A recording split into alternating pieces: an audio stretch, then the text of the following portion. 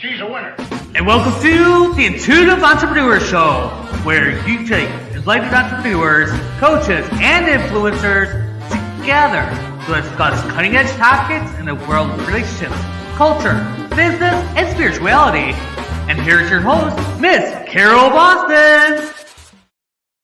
Hello, everybody, and welcome to the Intuitive Entrepreneur Show.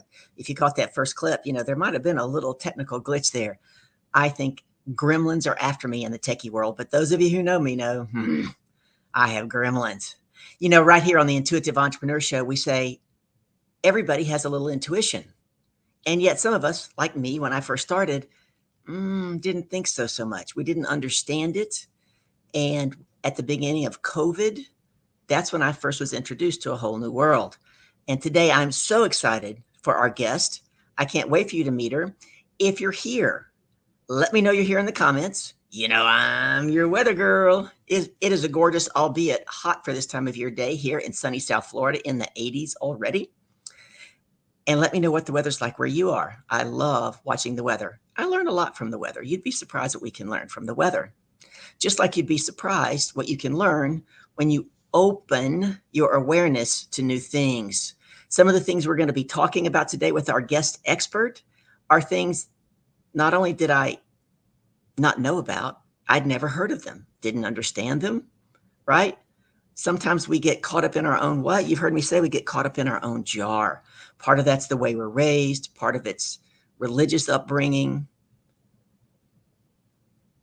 There's so much that goes into making us who we are. But today I'm excited because our guest brings the spiritual together with the science.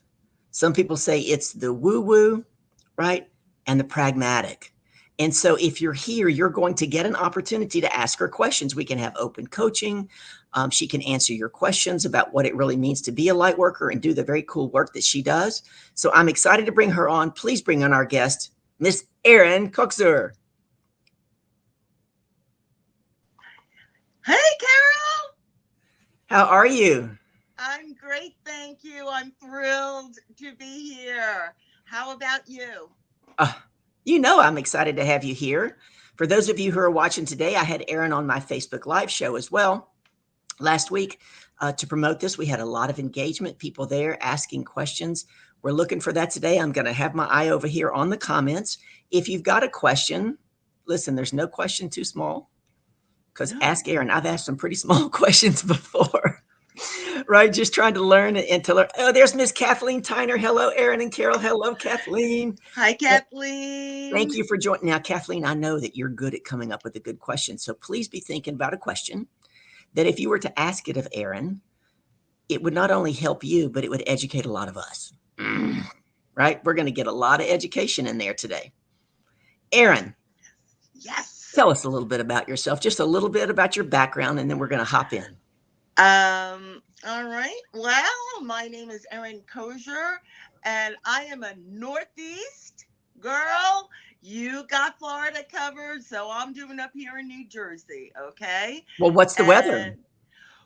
We went from really blustery cold to the next day, which was yesterday. We were in the 60s. Today, we're like at 70, and we're going to be at that for a couple of days. Good. Spring has sprung.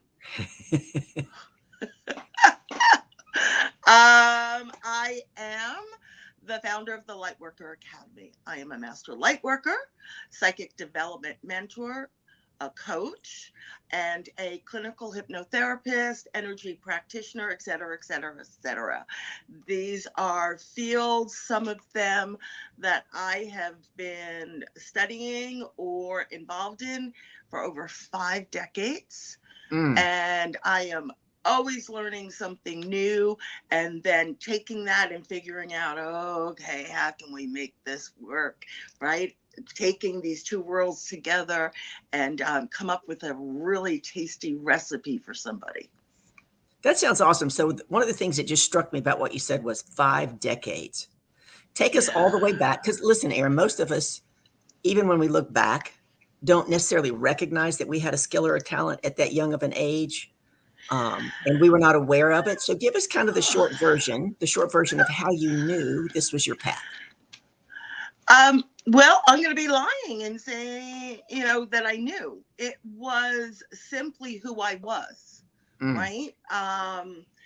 I clearly, I remember the first experience that like took me and went, I had heard this deep booming man's voice call my name.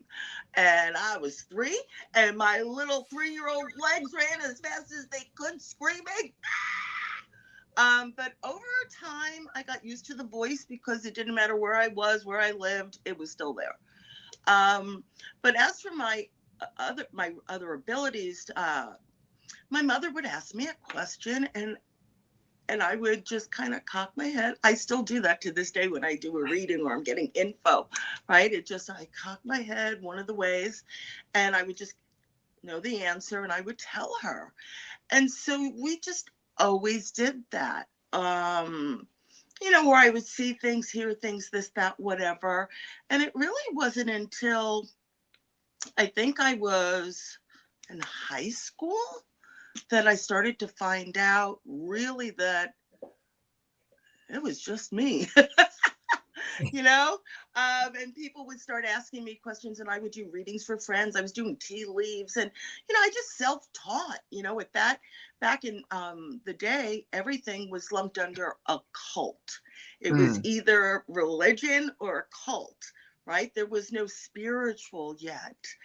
So when that door opened in the 80s, hallelujah, I was able to deep dive and all of these things that I had been doing, because by that point now I was in my, but by the time all of that opened, I was in my mid to late 20s. So it was in my 30s that I really started being able to meet others and teachers and people coming into the United States and learning about stuff I didn't know, but also things I had always been doing. I didn't know the name for. I really deep dive into learning everything I could, right? And I've just continued.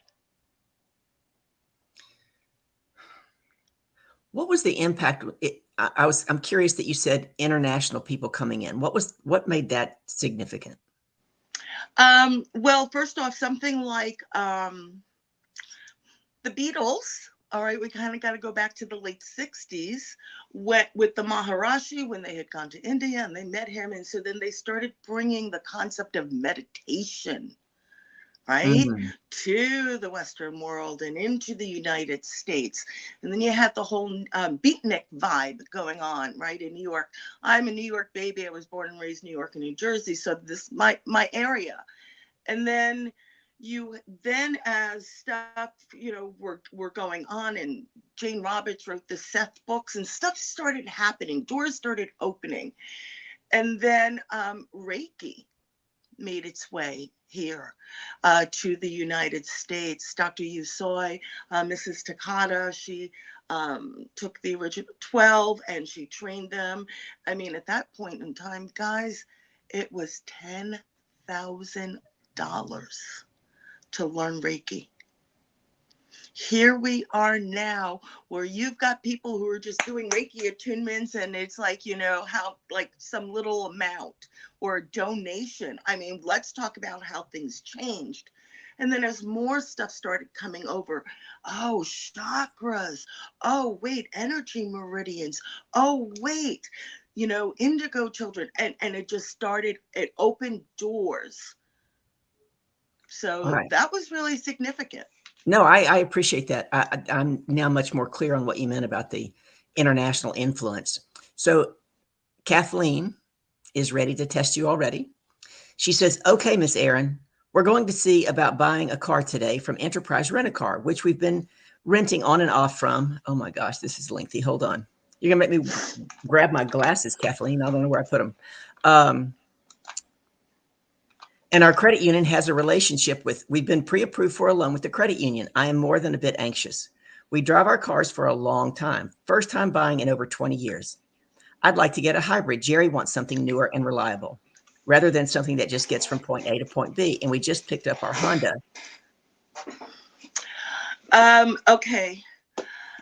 Kathleen, the first thing I literally got was, it's about freaking time that you and Jerry are taking this serious step for a reliable, safe transportation.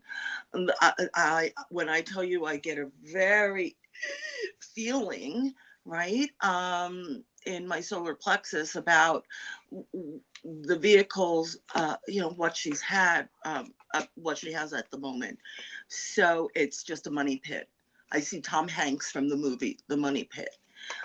So the if the question is, should we be getting something? Heck yes. If it is about the enterprise, you know what? Here's the thing. Personally, I've bought a car from Enterprise. Right at the end of a year of renting, they sell it. One of the most favorite cars I have ever owned in my life. I still miss her. Okay, but anyway, I digress.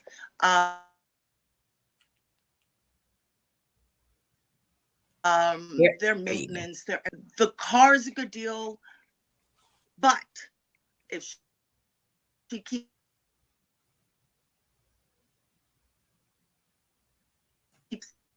this negative crap going on, Aaron, you're breaking up a lot. You're breaking up a lot. Her head, she's going to, everything's fine. She's up.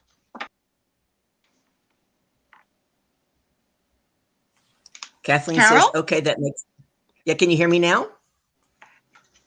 Yeah. Yeah. Kathleen says the sound is cutting in and out. That's what I experienced as well. You were kind of freezing up. So we were maybe didn't catch quite all of that. So Kathleen, could you give her just a quick synopsis of what you just said on a shorter version? After you said Go for it. Go for it.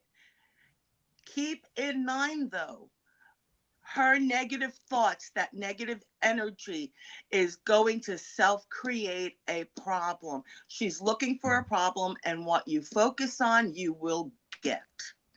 Amen, sister. Well said. I'm glad you recouped that. Kathleen says, I want to make sure we get a good deal. Kathleen, Aaron is saying, focus on getting a good deal. Believe that you've already gotten a good deal. When you go out there, make it happen. You get to create it, right? And Aaron and I believe a lot of the same things. We just work in different ways, right? Because I believe we create as we speak, right? And Aaron knows our word is our wand.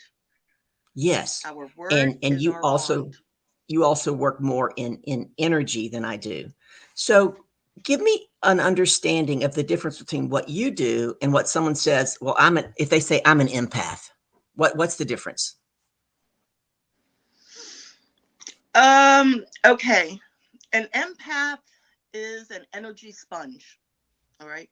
That means wherever you are, you're just picking up on all the energy, all of the vibes, all of the feels, right? Let's kind of put in those words. You walk into a room, it feels like really heavy, even though it's bright sunlight. Or you may go into a dim lit room, but it feels warm and cozy, and you feel what? There's energy everywhere all around us, and you're just tuned to pick up on it. So you are this energy sponge. You're just feeling everything.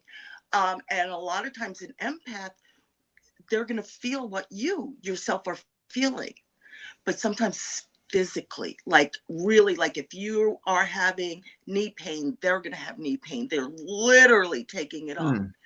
That would be draining. Empaths. But here's the thing. When you know how to observe, get the information without absorbing and taking it on, no, it is the most amazing tool and gift. It will serve you anywhere in the world, any day you want. You've just got to know how to observe, not absorb, which is then, let's get to me. I teach. I have all of what we call the psychic clairs. That means the ability to see, to hear, to smell, to taste, clairsentience, a sense of knowing, claircognizance, the physical sensation. And I use those, all right, to for myself, but mostly for other people, right? So that I can deliver a message that they need, either to answer their questions or to give them guidance and tap in so that it is them, it is their energy. And it's just going to come to me in a way that when I express it to them, they can validate it. So they'll listen and they will apply. I'm tapping in for them. Mm. So I have another question. So I walked into a gas station one day, and the lady looks at me, and her eyes got really big, and she goes, "Oh my God." I don't know this lady, by the way. I've never been to this gas station. And she says, "Your eyes." And then she goes, "Your energy field is completely clear."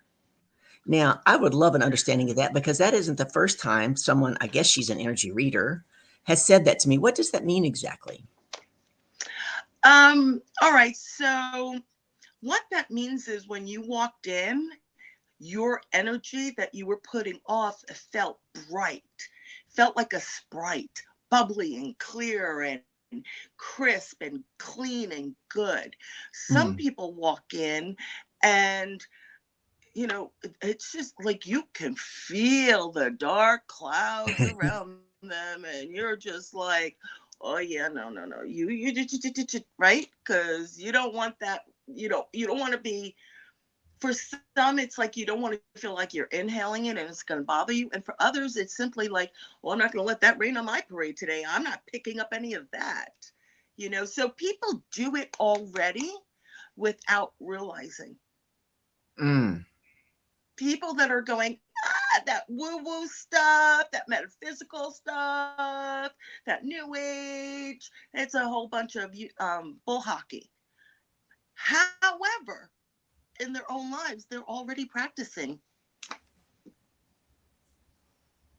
How can one become more aware? I want to read Kathleen's comment real quick.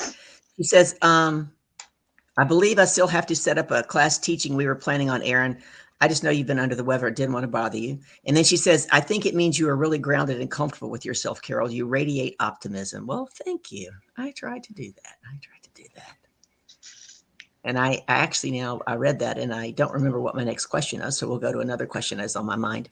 So when you talk about how do you help someone who's where I was, right? Like your world that we would, it didn't even exist. It wasn't that I had a negative connotation about it. The way I was Okay, raised, well, first, you can't help anyone who isn't even open to listening, right? When we Mhm. first met during COVID, right, and my Mhm. world was so different, and you're listening to me speak, and you're going, Aaron, I'm really trying to understand, okay? Um, but we did, and you said, I would like to know, I'd like to learn a little, I'd like to understand, and we spoke. And I would explain things to you and give you some exercises or things to do, right? So that you were like, oh, okay, I'm getting this now, right? I didn't delude you all at once. I also will let someone ask me their questions, and then I will clarify it for them. I'm going to separate what is myth and fantasy and fiction, right? I'm going to Mm. separate it for them. This is a reality. This is a truth. And a lot of times, here's the science behind it. Because everything, um, we have to, as I've explained, we are three parts. May I do this now? Yes. We are three parts, guys. Hear me. All right. Part number one is your soul, your essence, your higher self, your spirit, the part of you that's eternal energy.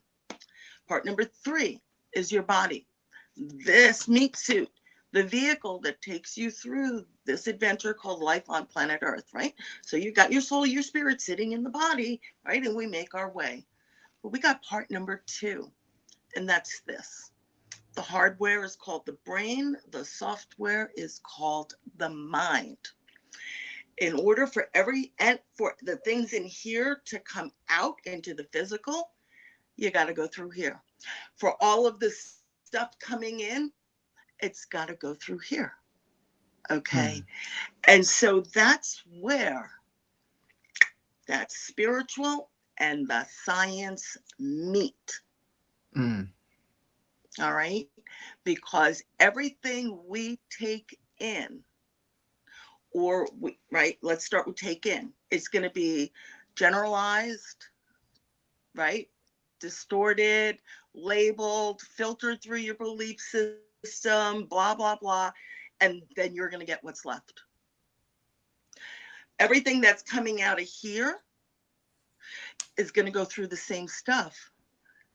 And a lot of times, what you're feeling in here, you don't ever end up doing out here because you got stopped here.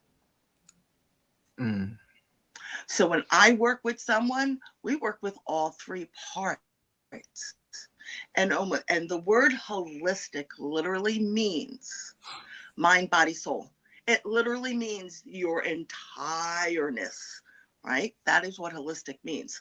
So everything we do, everything I teach, whether it is confidence in your psychic abilities, whether it is working with guides, guardians, and angels, whether it is energy work, right? Being an energy practitioner, it really, a coach, a speaker, a spiritual practitioner, whatever it may be.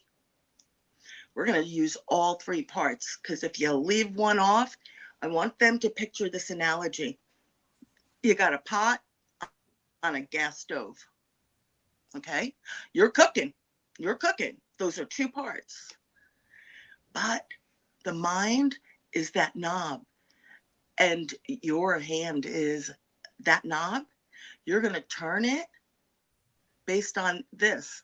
So sometimes you're going to burn. Sometimes it's going to be okay. But you know what? If you get this working right and you do that, you're going to end up with a dish that you didn't even know you were capable of. That's a great and a practical explanation, and I really appreciate that. I don't know if you saw it flash on the screen, but Kathleen said that scientists, at least some of them, are beginning to recognize that there's something energy, quantum physics, that they can't fully explain. So if you could teach our audience one thing, I'm not asking you to give away all that you do, because I know you do a lot of amazing things, but I would like my audience to just get a little feel for you. Is there one thing that you could teach us to either do or be aware of or to pay attention to on a regular basis that would help us start to tap into more of that intuition and energy field? Okay, let's do energy first, right? Because that's so important. A lot of times people will feel overwhelmed. You can mentally just really like undo yourself and be exhausted. Your emotions, that literally means energy in motion, right? So like no matter what, you got this going on. If you're feeling overwhelmed, take your freaking shoes off. Leave your socks on, your whatever. Put your feet on the ground. Close your eyes. Take a slow, measured breath into the count of 5. Pause and hold it, and then gently release it to the same count of 5. All right? Just nice and 1, 2, 3, 4, 2, 3, 4, 5. That's going to bring you back to a centered energy. You are not low, you are not too high. You are now, and now you can focus. Now you're not all over the place. Now you can say, okay, I'm good. I'm calm, I'm centered, I'm grounded. That is grounding exercise. Another thing, when you come home from work or spending a lot of time with people, brush your hair. Brush your hair, like brush it. It's going to get all of this energy off of you, right? That you're storing all over. Just brush your hair. right? That's going to take off a lot of energy right there. That is Okay. fascinating. So those are some things you can do for energy. I do have, if anyone reaches out to me, I do have some free resources, stuff that I am going to send, that I will send them. How was that? Did you feel that? That was very, you did, the whole grounding thing was awesome. Carol? I would have never thought about, are you stuck or am I stuck? Are you frozen or I am I can hear frozen? you. Okay. I can hear you. Okay. You Okay, there? cool. I'm here. So the Okay. brushing your hair thing, the first thing I did is I started laughing because my hair is so short. I said I could probably just do this. The second Yes, thing you is could. I never have ever thought about that. What a great, interesting tip. How does that apply? Can you just brush it off your clothes too when you come in? Uh-oh, looks like we lost Miss Erin. When Erin and I had prepared for my Facebook Live show. Go ahead. I am hosting a 4-day celebration, and I'm going to be teaching a different tip and trick and exercise every day. So when is that? That is starting next Monday, the 18th, through the 22nd. If someone wants to come and participate, I've got exercises, tips, tricks, celebrations, prizes, all sorts of things. It's a party. Yes. It's always a party with you, Erin. Kathleen said, no, excuse me, no wonder I will automatically do that without thinking about it sometimes. She's talking about her hair. And then she says, yes, the breathing thing helps a lot. Need to do it more or be more mindful. You don't need to. Remember, you get to, though, because you're coming from choice. You get to. We work on that here. And she says, yay, Erin's back. So we lost you for a little bit, Erin. You went off screen. You came back. You know, it's the gremlins. I told you, technology gremlins. So before we wrap up, tell us again, how can people contact you? We're going to have it rolling across the screen. How can they get into your 4-day celebration? And then I want you to end it with, if you could tell us one thing, what one thing would you have us walk away with today?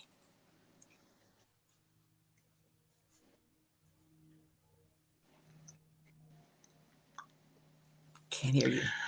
The one thing I would really like everyone to walk away with is, you can't hear me? It's delayed. Can you Keep hear me going. now? Keep going. It's delayed. Yes.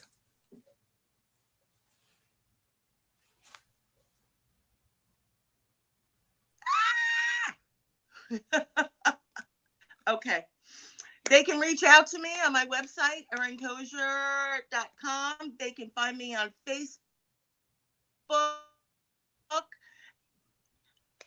And the event is happening in the Lightworkers Path group. It is a Facebook in. You're 3, probably use 2. You want to really live your best life. You want to really find out who you are and all of what you are capable of and possibilities that you've never dreamed of. Start using all 3 parts. Awesome. Thank you so much, Erin. It has been a pleasure having you here. It's always fun with you, and it's always educational for me because I'm always learning. Thank you so much. Blessings to you. I greatly appreciate having you here. You're quite welcome. Thank you, everybody that tuned in today. You know, we always sign off by saying blessings to each and every one of you. Make it a great week. Make sure that once a day, at least once a day, you smile at someone that you don't know. And let's all practice the art of being kind to one another. Until next week, blessings to each and every one of you. Make it a great week. Bye. Thanks for listening to the Intuitive Entrepreneur Show, brought to you by Life Coaching Today magazine, empowering your health, your business, your community, your life. Check out the latest issue today at lifecoachingtoday.com. Everyone here at the True Awesome Network asks you to please subscribe, like, comment, and spread awesome.